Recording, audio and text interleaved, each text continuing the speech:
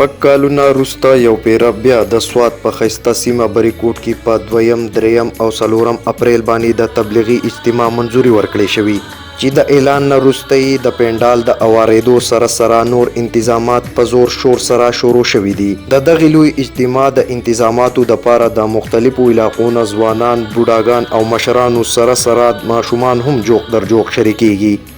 د دین اسلام د خدمت په جذبه راغلي خلکو د کلونو او میاشتو کار په ورځو کې سرته رسوي. د دین اسلام سره مینه لرونکي که یو طرف ته د لاس او خپو خدمت ته راځي، نو بل اړخ ته وس لرونکي خلکو خپلې مشیندرۍ، ټریکټري او مختلف ګاډي هم د خدمت دپاره پیش کړي. راغلي خلکو MP نیوز ته په خپله وینا کې وویل چې خالص د الله د رضا او د دین اسلام د سربلندۍ دپاره په دغه پنډال کې خدمت ترسره کوي.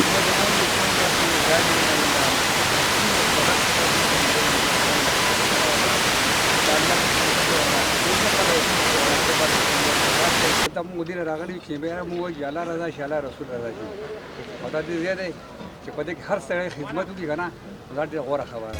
شپږ کاله پس په سوات بریکوټ کې په دغه تبلیغي اجتماع کې په لکونو خلک شرکت کوي او د ملک د مختلفو برخو نه به جوماتونه هم د دغې اجتماع حصه وي.